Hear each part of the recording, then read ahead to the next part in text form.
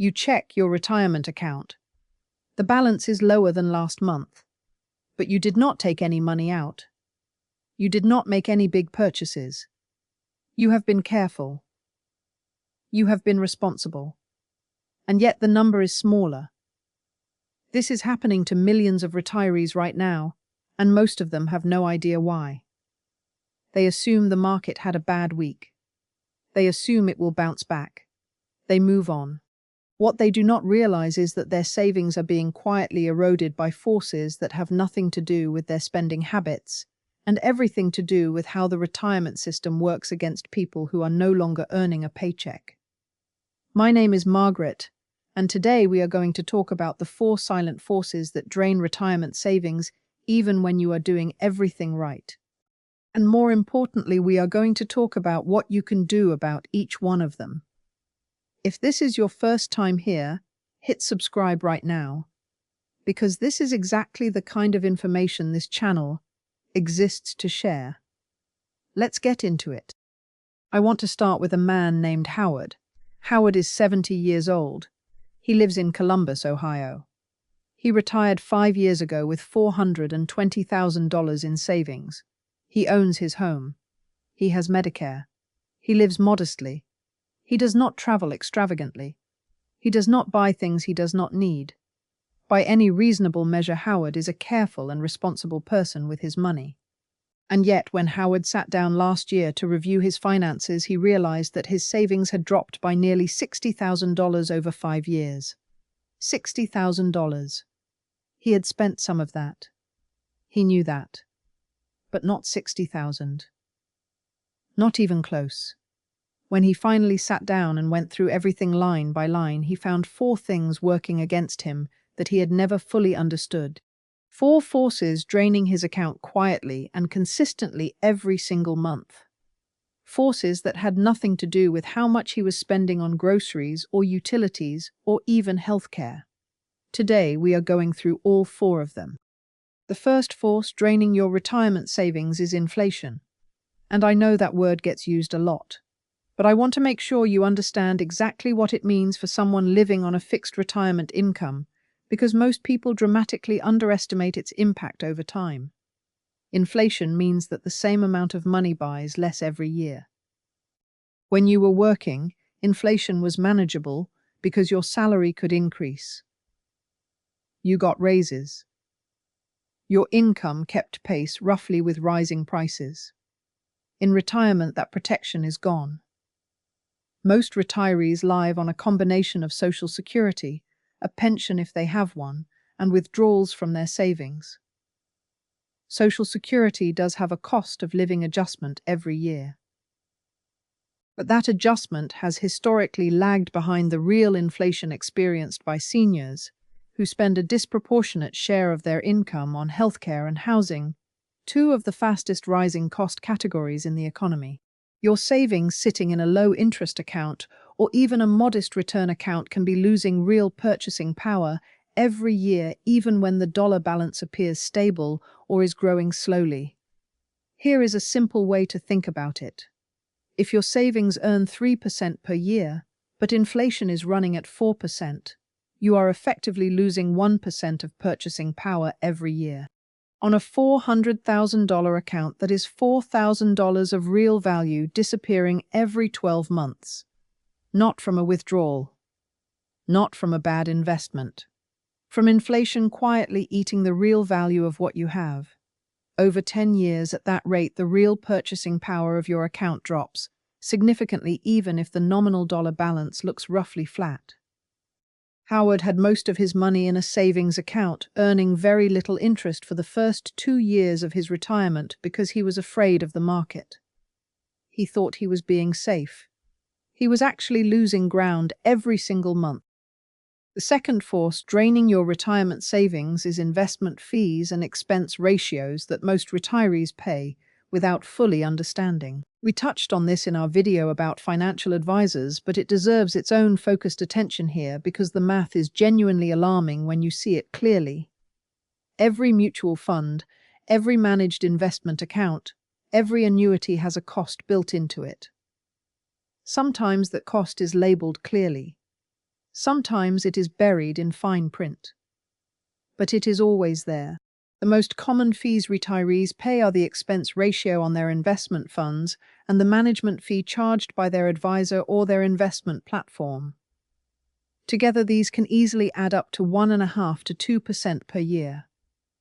On a $400,000 account, 2% per year is $8,000 every year. Whether the market goes up or down, whether your account grows or shrinks, the fee comes out regardless. And because it comes out as a percentage rather than a flat dollar amount, most retirees never see a line item that says you paid $8,000 in fees this year.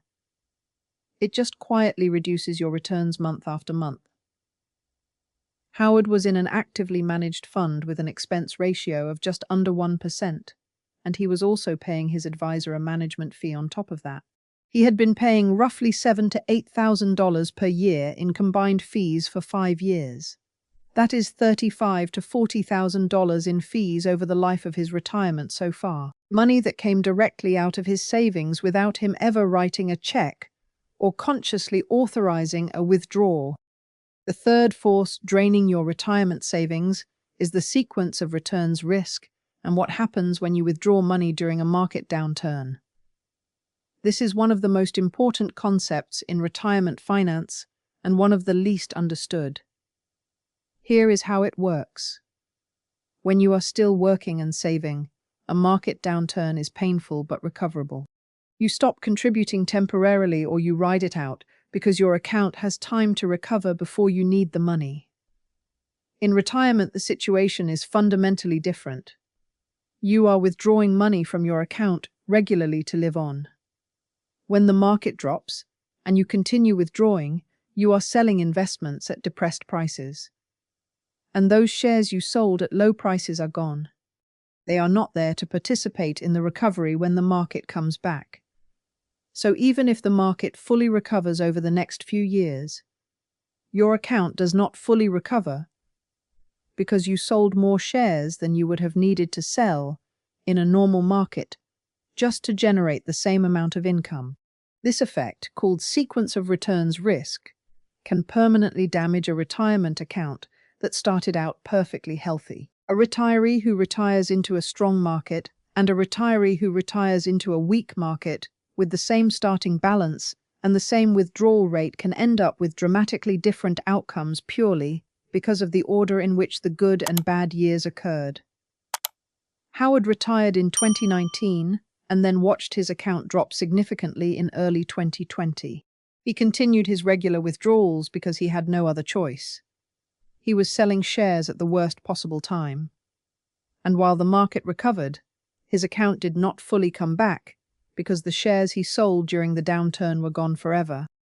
The fourth force draining your retirement savings is healthcare costs and how consistently they exceed what most retirees planned for.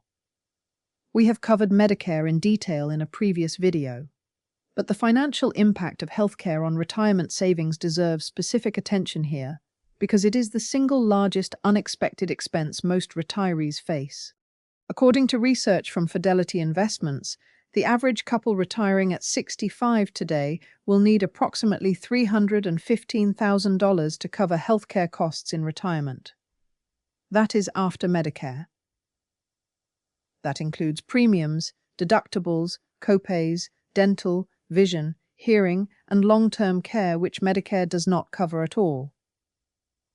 Most people retire without anywhere near that amount set aside specifically for healthcare. They assume Medicare will cover most of it. They discover over time that it does not, and the costs tend to increase as you get older, precisely when your account balance is already lower from years of withdrawals, fees, and inflation. Howard had 2 significant health events in the first 4 years of his retirement. Both required procedures, specialist visits, and prescription medications that generated substantial out-of-pocket costs even with Medicare. These were not catastrophic events by medical standards, but financially they represented thousands of dollars of unplanned withdrawals that accelerated the depletion of his account. Now, I want to be very clear about something. I am not sharing this to frighten you. I am sharing this because understanding these four forces is the first step to protecting yourself from them. And there are real, practical things you can do about every single one of them. Against inflation, the most powerful tool available to most retirees is making sure that at least a portion of their savings is invested in assets that have historically kept pace with or exceeded inflation over long periods.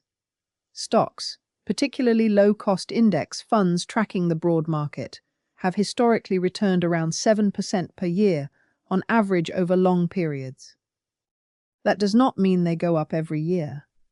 But over a 15 or 20-year retirement, having a meaningful portion of your savings in growth assets, rather than purely in low-interest cash accounts, gives your money a fighting chance against inflation. The exact allocation depends on your individual situation and your risk tolerance. But the idea that retirees should move entirely into cash or bonds the moment they retire is outdated and can actually increase the long-term risk of running out of money. Against fees, the solution is awareness and action. Go to your account statements today and find every fee you are paying. Look for expense ratios on your funds. Look for advisor management fees. Look for any surrender charges or administrative fees on annuity products. Add them up annually. If you are paying more than 0.5% total, ask whether lower-cost alternatives exist. Low-cost index funds with expense ratios below 0.1% are available through almost every major brokerage. Switching from a high-cost fund to a low-cost equivalent can save thousands of dollars every year with no change in your underlying investment strategy. Against sequence of returns risk, the most commonly recommended tool is having a cash buffer. Financial planners often recommend keeping 1 to 3 years of living expenses in cash or very stable short-term investments separate from your main investment account.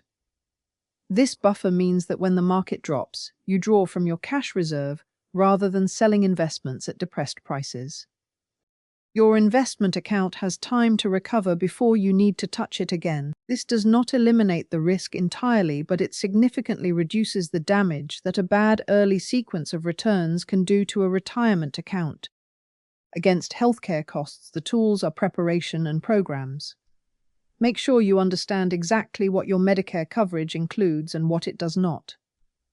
Consider whether a Medigap supplement plan makes sense for your situation. Review your Part D prescription drug plan every year during open enrollment. And if your income qualifies, look into the assistance programs we covered in our video on senior benefits. The Medicare Savings Program, Extra Help for Prescriptions, and your State Pharmaceutical Assistance Program can together dramatically reduce your out-of-pocket healthcare costs. Let me come back to Howard. When Howard understood these four forces and what had actually happened to his savings over 5 years, he made 4 changes. He moved a portion of his cash savings into a low-cost index fund. He reviewed his fees and switched to lower-cost fund options, saving approximately $4,000 per year. He set up a 2-year cash buffer so he would not need to sell investments during any future market downturn. And he enrolled in the Medicare Savings Program, which he qualified for and which eliminated his Part B premium. Together, these changes did not get Howard $60,000 back, but they significantly improved his financial trajectory going forward. The drain slowed. The math started working in his favor instead of against him. That is all any of us can ask for. Here is what I want you to do today. Pull out your retirement account statements. Find every fee. Look at the interest rate on any cash savings you have and compare it to current inflation. If you have a financial advisor, ask them specifically how your account is positioned to handle a market downturn in the early years of your retirement. And if you have not already watched our videos on Medicare and senior government benefits, watch them now. The links are in the description. The information in those videos connects directly to what we covered today. You worked hard for your savings. You deserve to understand exactly what is happening to them and exactly what you can do about it. Subscribe to this channel if you have not already and share this video with someone who needs to hear it. I am Margaret. I will see you next week.